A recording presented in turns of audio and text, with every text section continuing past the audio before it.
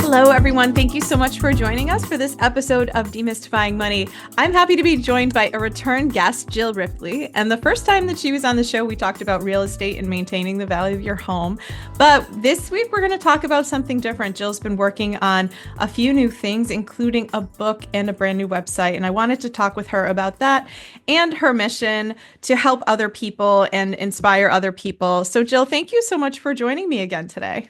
Oh, thank you for having me here. I welcome the opportunity. This episode of Demystifying Money with Misty Lynch is proudly sponsored by Soundview Financial Advisors. Visit www.soundviewfinancialadvisors.com to learn more. So congratulations on the release of your book, Empowered by the Storm. I was hoping you could share with us what inspired you to write it and why now felt like the right time to get it published.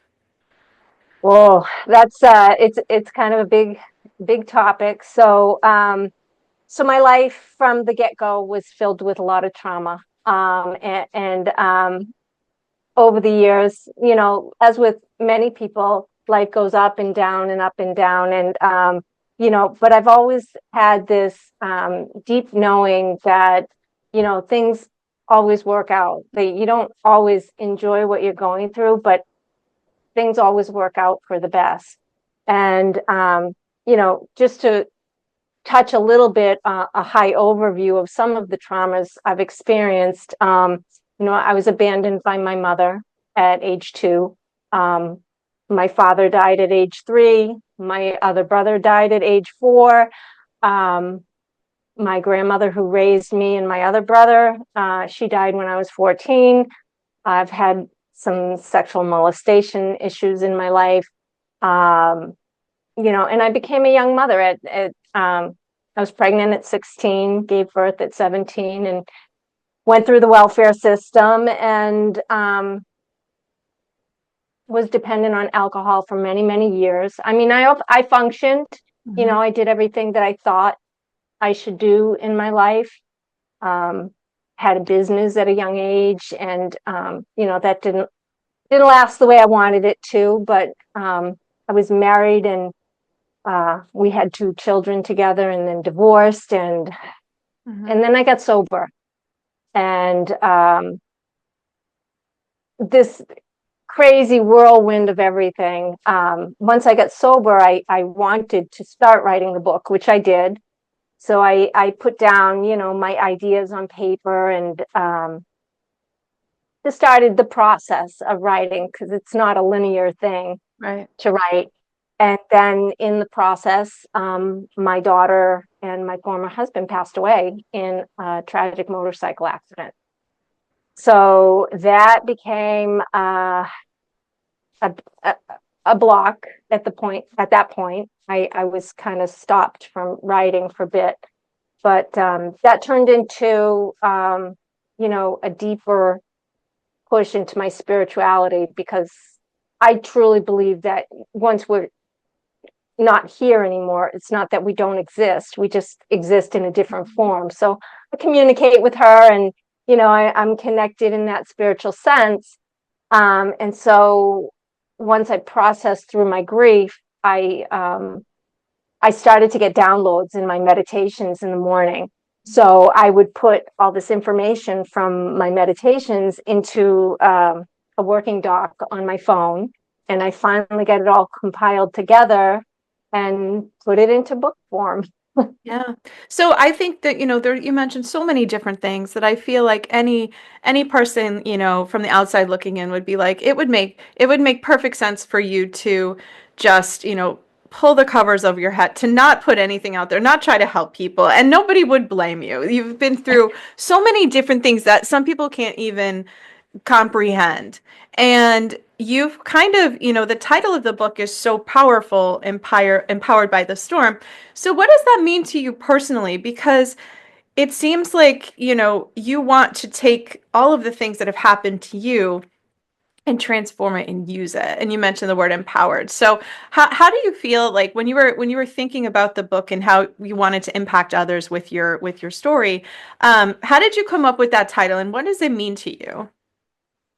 So, believe it or not, ChatGPT helped me with the title. I You believe know, it. yeah. So I put into ChatGPT, exactly what the book was about, what it meant to me, and what would be a really good title for this book. And it spit out 10 really good um, titles. And this one was just drawn to me. So it's Empowered by the Storm, Releasing the Past, and Embracing the Light.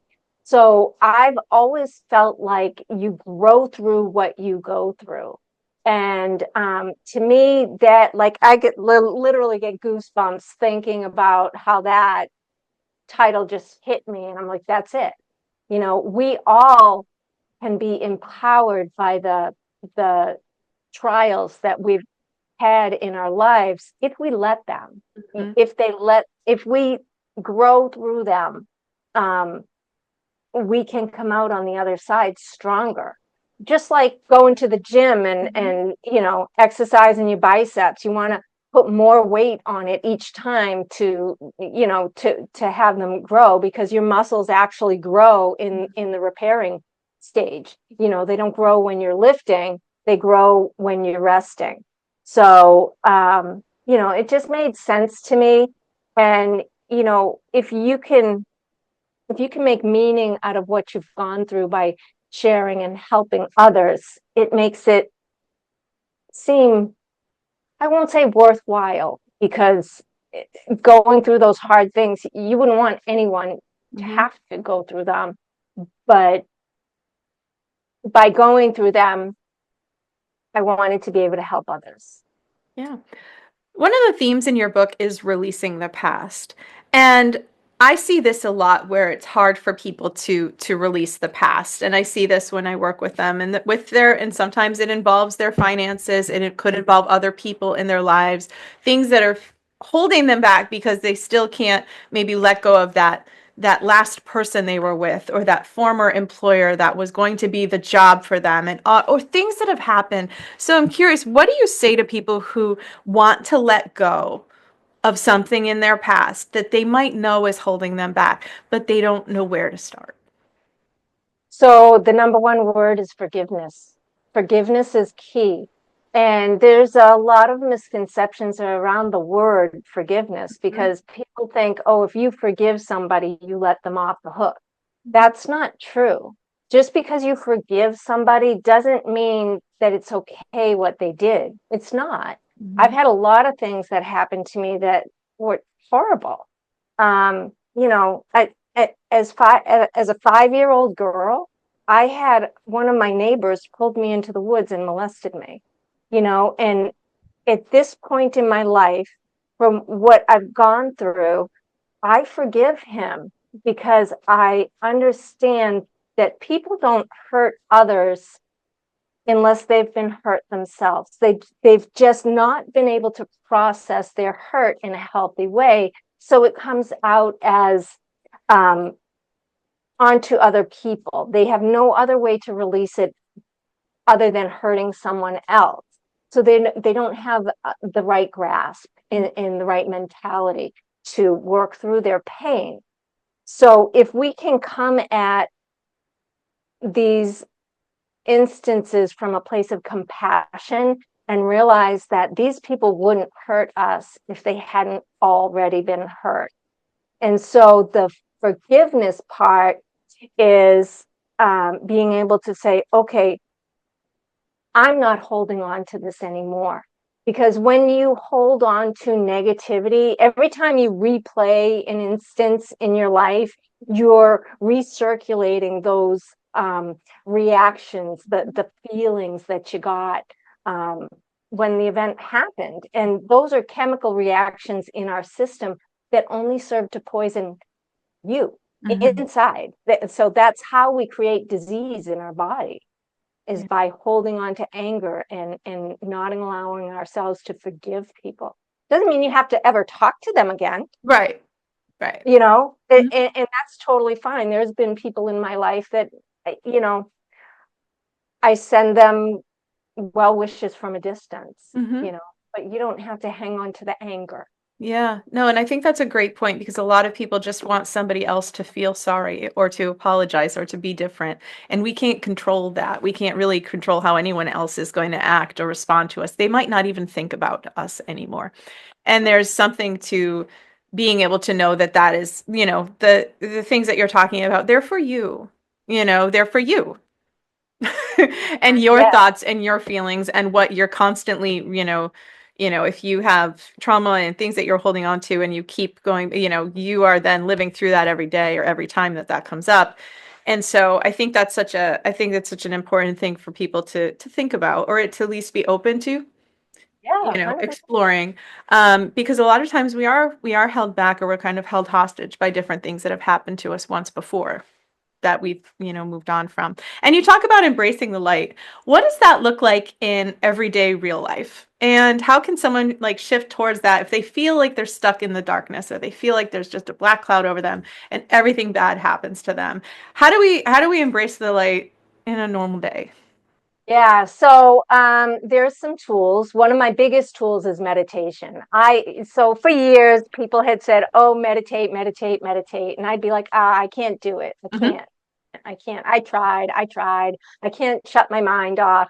And I was going to college. I got my exercise science degree in my 40s. I went back to school. Very nice. Okay. Yeah, yeah. So one of my professors ran a Pilates studio, and she said, "Hey, Jill, we're having a meditation guide come to my studio. He's called the Boston Buddha. Okay. If you can connect with him and find his work, he was amazing." So I said, "Okay, I'll come to the class." Well, I had never had a good experience meditating sitting by myself. Hmm. But in a room full of probably 20 people, I had the deepest meditation because he brought us just to a space where it was okay if the thoughts came in, but he had this mantra, so hum, which translates to I am, right? So I'm sitting there in meditation, and I think I was not cross-legged. I was sitting in a regular chair, and just saying so hum. And I got into this space where there were no there were no thoughts. Mm. Like they just kind of everything just kind of settled. And I got up from that meditation going, "Oh my God, I want more of this." Like, wow. Hmm. And from that point on, I kept practicing. And meditation is called a practice for a reason, Hmm. because you can't just sit and expect to get into that Zen state. Great. It's there are times still. I've been meditating for 13 years now. And there are times still when I sit to meditate and I take my deep breaths and I get settled, and then all of a sudden the monkey mind Hmm. starts. It's just churning, churning, churning. All of a sudden I'm like, "Oh, yeah, you're thinking again. Okay, deep breath, say your mantra, whatever the mantra may happen to be for that day. And it'll bring me back. Some days I can get into such a deep, deep meditation that it just feels like stillness and peace. And other days I get up and go, next one will be better.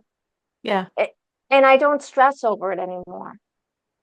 I love that So, you shared that because I think there's a lot of people that have tried meditation and like you mentioned it being a practice or having a guided meditation be the first way that you actually felt like you experienced that, kind of clarity or that peacefulness in your mind. So I do hear so much about the benefits of meditation, and I do think you're right, it's a practice. So those people who can just go into that state, they've worked on that.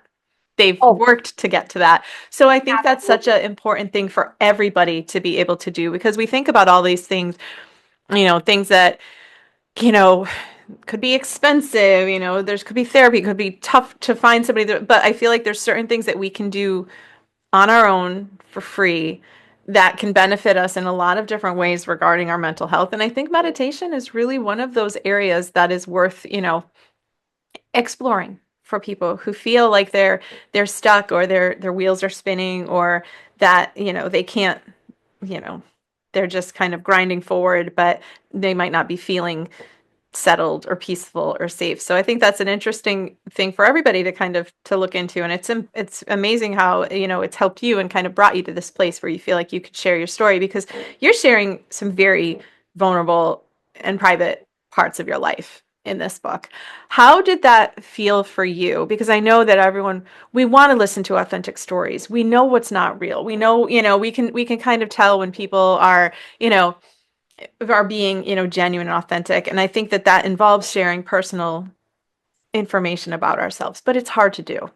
So how did you get to the point where you felt comfortable sharing those things after, you know, your journey with sobriety and all the things that you went through? I've always kind of been an open book. You know, I feel like authenticity is a superpower. Being able to, you know, share when you're struggling. I do a lot of this in my business, right? So I'm a realtor. I've been for 5 years now. And, you know, I'll often go to meetings and they train you to learn and grow. And, you know, if I'm in a meeting and I don't get something, I say, hey, I'm here. I don't get that. And this is why. And I can't tell you how many times I have had a speaker or an educator say, Jill, thank you for being vulnerable. You know, vulnerability is not a weakness. It is a strength. Be vulnerable. Open up to those that you care about and tell them how you're feeling. Our feelings create our reality. So if we can't work through our feelings and come out on the other side, we're stuck. You don't want to be stuck in your life, you know? Yeah. So I've always been kind of an open book. And some of the greatest resolutions have come from opening up to somebody about my problem. Like you talk about therapy. Therapy is another tool in my toolbox. I've since I was a little girl, I've been in and out of therapy. You know, and it's okay to be in therapy, because therapy is getting an opinion from somebody who is outside your sphere, that can give you a high level, they can look at your situation from a high level overview and not be so attached to it. They can have a perspective that is not biased, and they can give you the tools that you need to work through things. So anytime I'm having a particular struggle in my life, I will seek therapy. You know, I've had many different therapists over the years, because, you know, you move from place to place or you have a different type of need. But I've always sought therapy. I had my most recent therapist, Sarah Dion. We're actually creating a Sunday kind of worship Mm-hmm. service that you know, it's not religious. Mm-hmm. It's going to have a spiritual message, and you know, that's going to be once a month in Halifax at Soul Purpose Studios, the last Sunday of every month. But you know, she's been a great resource for me, seeing, you know, when I found her when my daughter passed. Mm-hmm. I feel like higher guidance brought me to her. So I was scrolling through Facebook, and at this point, my daughter passed, and her dad passed in August, and by December, I was still not feeling like a human being, Mm-hmm. and I knew I needed help. And I picked up my Facebook, and I'm scrolling through, and here she pops up. Holistic healing in Halifax, right in the town I live in. I'm like, okay, I'm in. So I reached out, and she really helped me to navigate grief, Yeah. because I felt like, you know, I was a hypocrite for not being able to move through it, because I had such a spiritual connection, and you know, my belief is that we don't die, we Mm-hmm. just transition to higher form. And so I was feeling very, you know, mad at myself for not being able to heal. Yeah. And she, you know, she brought me through that, showed me how to give myself grace and compassion. And you know, we're so we're so used to giving compassion to the people around us, but we don't give it to ourselves. Yeah. I was going to ask you about the role that faith and spirituality kind of played in your transformation, but I think that's such an interesting thing that you brought up about, when you are somebody who has faith or who has worked on your own, spiritual journey, and then you still have these human emotions where you're depressed, where you're sad, where you miss somebody who's gone, and you kind of can sometimes weaponize that against yourself, being like, but I've worked, I know this, I should, but it's not necessarily that easy or that way. So that's great that you found somebody to help you, because we're still human, no matter how evolved or how much work we've done. And some things still hurt. And some things still, can bring us right back to where we're. So it's constantly that process. So it's clear that, your spirituality has, and the resilience that you have has played a role in everything that you've done to this point. I'd love to know if there's one myth about healing or personal growth that you wish people would let go of. Oh, wow. One myth. I don't think there's just one. I think there's so many. I think people just really need to tap into their inner wisdom. And I did that through meditation. And, so believe it or not, I keep rereading my own book Mm-hmm. because a lot of the messages in the book came to me through downloads in my meditation. I'll reread the book and go, wow, that's pretty good. Like it doesn't come from me. It comes from higher guidance. And I guess one of the biggest things is teaching people to tap into their own intuition, their own higher guidance. We all have it. We just, I think, suppress it because we've got all the outside noise of the world barraging at us constantly. The phones ringing, pinging, dinging. There's this social media, there's that one, there's the FOMO of missing out. You're scrolling through your phone, and it's a constant barrage of information, data, and really coming back to your inner being, your inner awareness, and taking some deep breaths once in a while. Have you heard of Dr. Andrew Huberman? Yes. Yes, very, very. He's a neuroscientist, and he talks about this technique that I use all the time.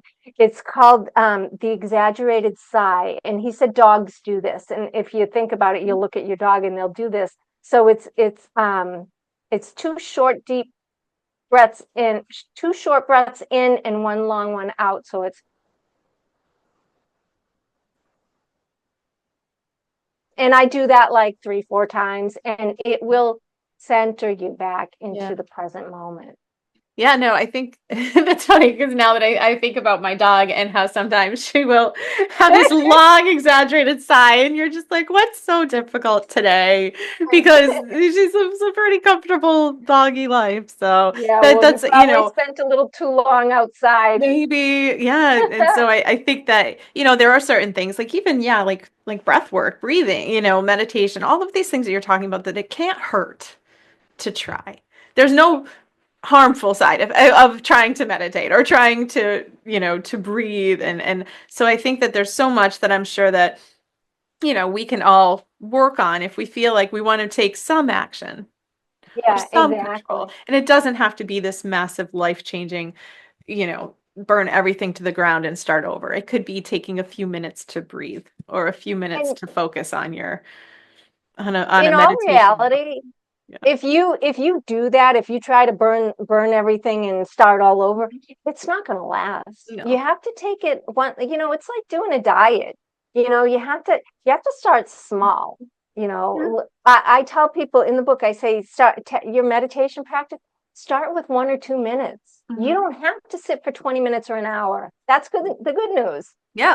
It's just a little bit here and there. Get used to the practice, and once you do, you can do a little more. And once you get hooked on that feeling, those feel good chemicals that come through in your meditations, those energize you for the day. Yeah.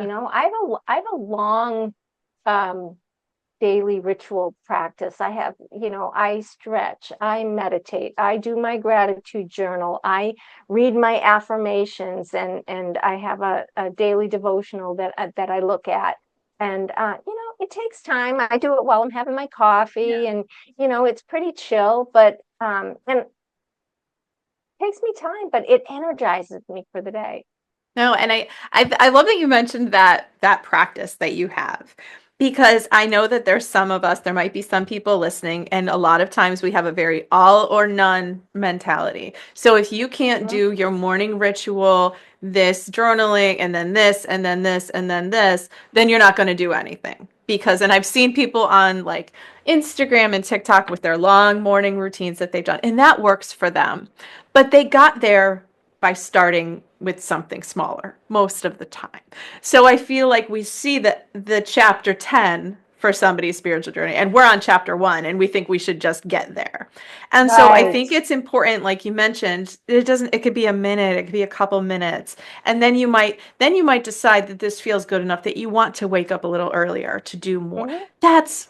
That's part of the process, but it doesn't have to start out with this beautiful tranquil, like this could be maybe what you think about while you're having that first cup of coffee, and maybe jotting certain things down, because I've done it, and when I do have certain things that I write down or draw, I do feel like I get more done. I know that, and I feel like I'm more clear on the things that I care about. It is a very healthy thing, but I think a lot of times it does take some work. So that's great, to learn in your book and through other people that you've learned from. Yeah. What And a so start. speaking of learning from people, that was another reason for writing the book, is a lot of the lessons of spirituality seem so esoteric. Like Mhm. I love people like Deepak Chopra and Eckhart Tolle, and they've got such great, fabulous ideas, but I spent many years trying to decipher what they meant.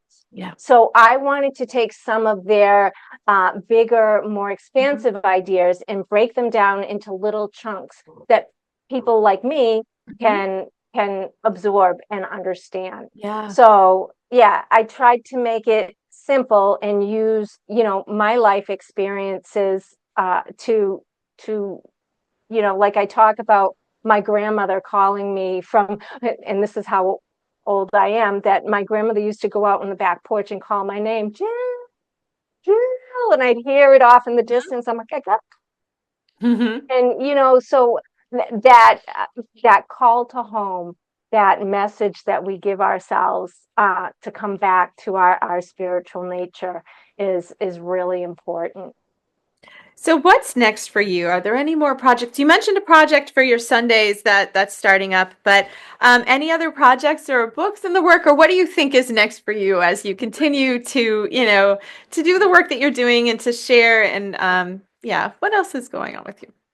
So I do have a website. It's empoweredbythestorm.com. And the purpose of the website, it does talk a little bit about the book, but there's resource pages for people going through all kinds of trauma, because this is really the meat and potatoes of why I'm doing what I'm doing. Is I want to help those who are stuck maybe in a victim mentality, and life is, just so hard. They don't know where to go. They don't know who to turn to. People may be suffering through substance abuse or PTSD or grief, any kind of trauma. I have a whole resources page that is dedicated to those areas, and places you can go to get help. AA, Al-Anon, some grief support. So there's a lot of that. I'm also building out my page for mindfulness and spirituality. I'm trying to put some resources in. So the website's, a work in progress. I'm also working on a podcast. I'd like to have people on that can talk to the spiritual nature of things, outside of my own opinion, because Mhm. everything that I talk about is my opinion and my reality and how I believe things, but my way is not the only way, right? And so, I'd love to get some really good people on to share their experiences and um their practice, and just I want to help as many people as possible.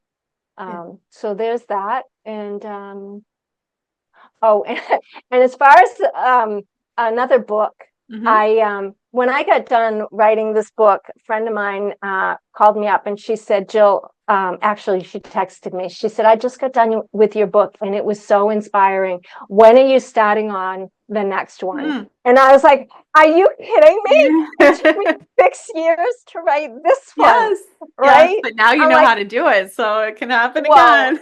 I was like, nope, not doing it. And then in my meditation, I started getting more downloads. I'm like, okay, here we go again. Yeah. So I have a whole,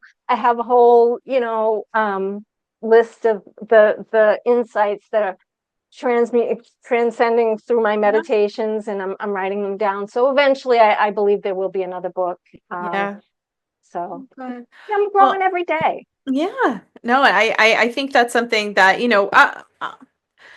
when and I think there's a lot of people who might have a story inside them or might think about writing a book. And I feel like there's no one clear right path to do it. There's all different ways. But I do think that, most of the people that I speak with on the podcast, no matter what they do for work or their business or what they have this strong desire to impact and help others.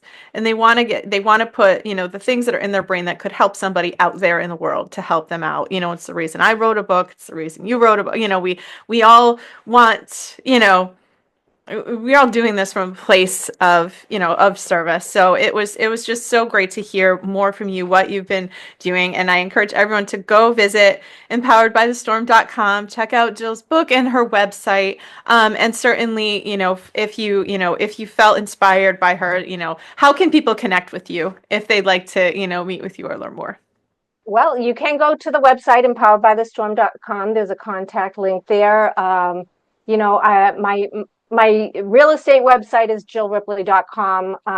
And my email empoweredbythestorm369@gmail.com. There's lots of ways to I'm not secret. I'm on Instagram, Home Success with Jill, and at empoweredbythestorm.com. I'm sorry, at Empowered by the Storm. So Okay. pretty out there. Well, we'll be sure to include that all in the show notes. And thank you for sharing your story. Thank you for what you've been doing to help others. It's really nice to hear somebody talk about, going through their own spiritual journey and their own work in an honest way that doesn't look like the beautiful picture at the end, that shows that there's a lot of things, a lot of steps in the way, and that it is possible for all of us, no matter what we've been through, to start to heal, to start to, find forgiveness and find growth and help others, who might be, right where we were a few years ago. So thank you so much, Jill. And thank you everyone for listening. I'll be sure to include information about, Jill and reaching her in the show notes. And if you're looking to, to either find a copy of my book or catch up on old episodes of the podcast, including Jill's first one, where we talked more about real estate and home improvements you can make, you can head over to mistylynch.com and find all of that information there. Thank you so much for joining us, and we'll talk again next week. Don't forget to share with friends and family, and together let's demystify the world of money. Knowledge is the key to financial empowerment.